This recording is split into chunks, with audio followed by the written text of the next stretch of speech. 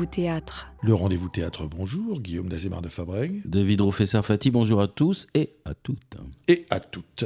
David, c'est notre épisode spécial Avignon. C'est la fête aujourd'hui, puisqu'on on va essayer, si tu veux bien, de ne pas atteindre les 45 minutes qu'on avait fait l'année dernière sur le même sujet, puisque nous avons tous les deux des sites sur lesquels il y a toutes nos recommandations. Oui.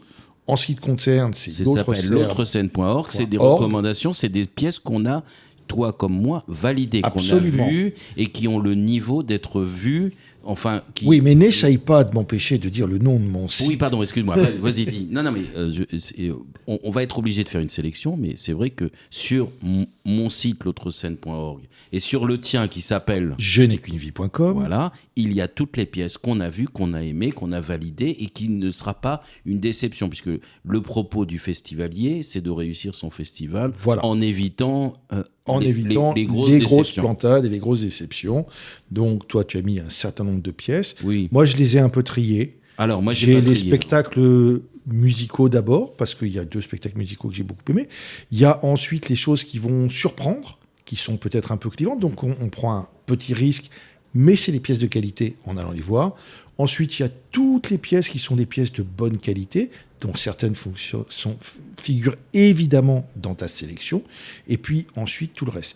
D'accord ? Donc aujourd'hui, si tu veux bien, on va se cantonner à 3, 4, 5 pièces chacun, en fait, qui sont vraiment les choses qui vont vous permettre de construire l'ossature de votre bel Avignon. Mais et pour le reste, n'hésitez pas, vous allez voir l'autrescène.org, vous allez voir je n'ai qu'une vie.com, vous allez sur le rendez-vous théâtre et vous regardez les capsules vidéo qu'on peut trouver sur TikTok, sur YouTube, qu'on peut trouver sur Instagram. Bon, bref, mais vraiment, on est partout. Voilà, mais dire vraiment pas. Que les 50 que tu as choisis, les 50 que j'ai choisis, méritent largement de payer son billet. Mais c'est vrai que moi, j'ai retiré de ces... Enfin, j'ai mis à l'écart, en exergue 10 pièces, enfin plus exactement 9. Et ce que je propose aujourd'hui, c'est de parler de 3 ou 4 qui sont, on va dire, exceptionnels.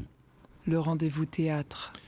Eh bien, commençons par Merteuil, qui figure dans nos 2 sélections. Oui, exceptionnel. Elle est exceptionnelle. Ah oui, Merteuil, c'est vraiment magique. Exceptionnel. Le texte est exceptionnel. De Marjorie France. L'interprétation est exceptionnelle. De Marjorie France et Chloé Berthier. Le plaisir est exceptionnel et la sidération, la surprise, la bonne surprise, les moments de grâce pendant la représentation sont nombreux, exceptionnels et toujours surprenants. Voilà. Et c'est vrai que Marjorie France, elle a écrit donc une sorte de tome 2. C'est la suite. On ne va pas refaire la chronique qu'on avait parlé, mais n'oublions pas que ce qu'a écrit Marjorie France était annoncé par Choderlos de Laclos dans la note finale des Liaisons dangereuses. Et si tu veux jouer les gens, etc., en anglais, ça suit Dangerous Acquaintance et c'est un disque de Marianne Faithfull. Mais on ne fait pas trop les érudits, on fait l'aide aux festivaliers aujourd'hui. Voilà. Donc allez voir Merteuil, ça, on est complètement dans notre podium commun, il y a un Merteuil. Allez. Moi, le deuxième dont je voudrais parler, c'est Frédéric Voruz avec Le Grand Jour. Frédéric Voruz, elle a déjà fait une pièce qui s'appelle La Langue, et on va dire que c'est le tome 2, c'est son 2e chapitre, parce que ça parle aussi de sa mère, mais ça parle de sa mère, le jour de l'enterrement de sa mère. Frédéric, enfin le personnage, et sa fratrie inventent une vie à sa mère, et c'est poignant, c'est bouleversant, c'est drôle, ça parle tellement de nous. Et puis, l'écriture, la plume est géniale, la scénographie est géniale, du très très bon théâtre. Le Grand Jour de Frédéric Voruz, il me semble que ça se joue au Hall, mais bon... les gens trouveront. Voilà. Et chose un peu classique pour chose un peu classique, David, moi, je voudrais parler du CID. Ah oui. Le Cid de Corneille. Oui, je l'ai vu. Mais tu as vu le Cid? Oui, tu l'as vu mis en scène par Frédéric Lazzarini. Oui, je l'aurais très bien mis dans le podium. Et ça, c'est quelque chose de fantastique parce que étonnant. Elle a pris le texte de Corneille, elle lui a donné une vision qui est une vision féministe, c'est esthétique, c'est émotionnel. et elle centre l'action sur Chimène. C'est ça. Rodrigue, c'est le beau gosse manichéen, Oui. il a tout, mais on s'en fout, il n'est pas important. Celle qui est importante, c'est Chimène, elle est écartelée, elle dit tout lui tombe dessus, elle est interprétée par une dame qui s'appelle Lara Tavella, elle est impressionnante, C'est elle vrai. commence comme étant le chaton fragile et elle devient à la fin, il faut la sortir de la scène parce que c'est un lynx en colère, elle a les griffes dehors, les crocs dehors, on vient juste de lui dire tu vas épouser le tueur de ton père, mais enfin va tranquillement y penser pendant 1 an, après tu verras ça ira mieux. On retrouve toutes les tirades Oui. qu'on a apprises, C'est vrai. absolument C'est toutes, vrai, on c'est- peut les réciter, tu as mais c'est raison. pas du tout la morale que nos professeurs en ont tirée. Et c'est vrai. Et ça, c'est une c'est bonne nouvelle parce que superbe. on peut se saisir d'une pièce du patrimoine et en même temps de la rendre actuelle et en même temps de la faire débattre de sujets et de dilemmes d'aujourd'hui. Non, c'est vrai. Et sans la réécrire. Oui, sans rien réécrire, sauf Sans la réécrire. finalement ce qu'on appelle les caractères, c'est-à-dire les traits de caractère des personnages. Alors ça, c'est au Chêne Noir. Oui, c'est vrai, Et c'est au c'est- Chêne et Noir. c'est à dans la- 19h15. Et en plus, c'est dans la grande salle du Chêne Noir. J'avais vu effectivement le site de Lazzarini, super. Moi, je voudrais parler de Herculine Barbin, Oui. mis en scène par Catherine Marnas, la directrice, enfin l'ancienne directrice du TNBA. C'est de la très très grande mise en scène et de la scénographie formidable. Et c'est joué par Yu Ming-hee. Et c'est donc l'histoire de cette fille qui naît fille et qui découvre au cours de sa vie, c'est-à-dire à sa puberté, qu'elle n'est pas tout à fait fille.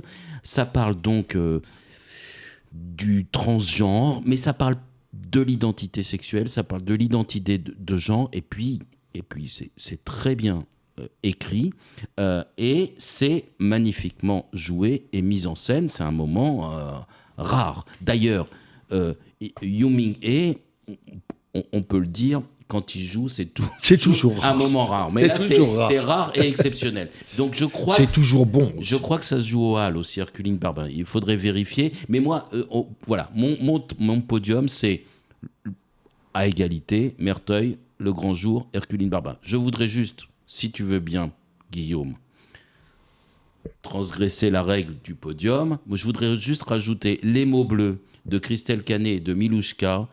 Alors, ça a plein de défauts, mais c'est formidable. C'est-à-dire que autant les 3 autres sans défaut, c'est quasiment du parfait, autant Les mots bleus, sa principale qualité, c'est que c'est bourré de défauts bouleversants, et puis c'est quand même énormément édifiant. Voilà, c'est édifiant et c'est extrêmement joyeux. Les mots bleus, c'est extrêmement joyeux. Je crois que ça se joue à une heure un petit peu impossible, très, très tôt le matin ou très tard le soir, mais les mots bleus, c'est vraiment une sorte de cadeau bonus, quoi. Alors, je vais prendre le contre-pied. Oui, s'il te plaît. Je vais prendre le contre-pied et je vais partir du côté des petites pièces qui vont surprendre les gens. Parce que oui, tout ça, c'est des grandes pièces, et c'est vrai, ce sont toutes de belles pièces. Et je pourrais parler du Kessel de Franck de Smet, qui est une grande pièce. Je pourrais parler des Fabuleuses d'Elisabeth Bouchot, qui sont des grandes pièces, surtout l'affaire Rosaline Franklin. Mais voilà, là, c'est le moment de vous convaincre, vous qui nous écoutez, d'aller voir des pièces, de mettre le projecteur sur des pièces qui sont en dehors du spectre et totalement sous le radar. La première, ça va être La Petite dans la forêt profonde. Ça se joue à la Chapelle des Italiens. Et c'est l'histoire de 3 personnages. Dans cette histoire, il y a un viol et une vengeance. Et c'est joué sans aucun pathos. C'est joué sans aucune émotion. Et ça va petit à petit emmener le spectateur dans une plongée vers une horreur froide, vers une terreur absolument glaçante. Et c'est une histoire qui mérite d'être vue et qui va vous emmener dans un univers dont vous aurez du mal à sortir. Mais allez-y, soyez courageux et allez voir La Petite dans la forêt profonde. C'est un texte de Philippe Minaya, mis en scène par Alexandre Auréard.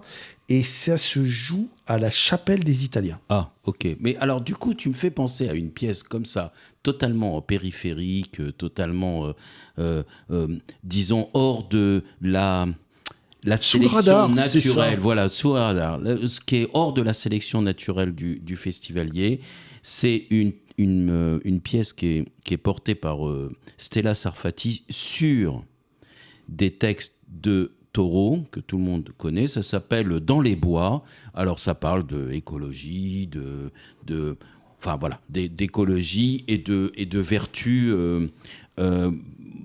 citoyennes. Voilà. Bon, voilà, ça me fait penser à ça. Effectivement, il y a des pièces donc, que je recommande, comme Dans les bois de Stella Sarfati, qui est une pièce un petit peu, comme tu dis, j'adore cette expression, en dessous des radars. Sous le radar. Alors, au-dessus du radar, il y a l'odeur de la guerre.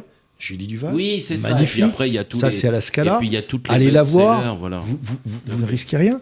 Et puis, à l'Observance, le matin, à une heure pas pratique du tout, 9h50, vous avez une pièce qui s'appelle La Conférence. Et c'est un spectacle qui est porté par une demoiselle qui s'appelle Anaïd Golami-Saba. C'est un clown qui porte son regard sur le monde de l'entreprise, avec ses codes, ses rituels. Tu vas me dire, il y en a des dizaines des pièces comme ça. Non, celle-là, elle a vraiment quelque chose de... Mais tu avais vu aussi Oh les beaux jours. Et sa vision est décapante. Et je ferai le parallèle avec un acteur, auteur, clown québécois que j'avais rencontré dans les années 80 qui s'appelait Marc Favreau, qui avait créé un personnage qui s'appelait Sol, en particulier un spectacle qui s'appelait avec Sol, rien d'étonnant. Et il y a du Sol, il y a du Marc Favreau dans Anaïd Golami-Saba. Donc allez la voir, c'est à l'Observance à 9h50. Ça s'appelle La Conférence. Oh les beaux jours, bien sûr, avec Jérôme Klein et Véronique Boulanger. Exactement. Bien sûr. C'est des autoroutes de bonheur. C'est comme le misanthrope de Thomas Le Douareg. Tu l'avais vu aussi. Oui, ça aussi, c'est mais t'as l'os à moelle au petit chien. C'est vrai. T'as l'os à moelle au petit chien. T'as le papier peint jaune au transversal. Tu as Pauline et Carton. C'est vrai. Christine Murillo, fantastique, allez la voir. Donc il y a des dizaines de pièces. Il faut faire le tour de nos. Il faut faire le tour, mais allez sur nos sites parce que sinon on va vous ennuyer pendant 45 minutes comme l'année dernière. Et là, on s'est promis de ne pas dépasser le quart d'heure. On est déjà à 13 minutes, David. Et puis il y a aussi quand même quelques spectacles musicaux. N'hésitez pas à aller voir Cyborg Experiment à la Factory, c'est à 22h20. N'hésitez pas à aller voir C'est mort ou presque. Les boucles de musique de Joachim Latarjet sur les textes de Charles Penquin.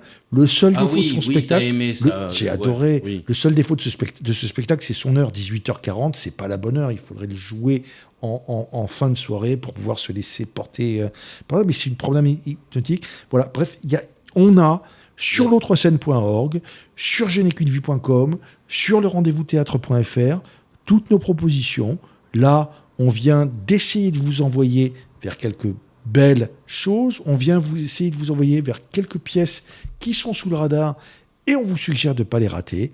Et nous, ensuite, on va se retrouver à Avignon. On y sera dès le 3 juillet en moi, j'y serai David dès le 1er. Mais de toute façon, ça démarre le 3, mais il y aura des petites choses qui vont commencer. Oui, il y a des choses qui commencent à jouer dès le 21 juin. Donc on va pas rentrer dans la polémique. Ça va de toute façon être un peu perturbé par les élections législatives. Donc on ne sait pas du tout ce qui va se passer. Évitez de voter pour les extrêmes, s'il vous plaît. Je fais mon petit Kylian Mbappé. Ah oui. Mais en plus, tu as un bonnet, tu sais. Que voilà, je vais avoir un masque. Tu as un nez refait. Je vais avoir un beau masque. Bref, il va y avoir du bon théâtre, du beau théâtre. On va chroniquer les pièces qu'on verra au fil du festival. On publie déjà sur le rendez-vous théâtre des passifs vidéo pour les pièces qu'on a déjà vues. Donc, suivez-nous, abonnez-vous sur les deux sites et surtout allez voir Merteuil et le grand jour. et la conférence. Oui, allez. Voilà. Allez, David, la prochaine fois qu'on se parle, c'est à la rentrée. Oui. Et d'ici là, on se retrouve à Avignon.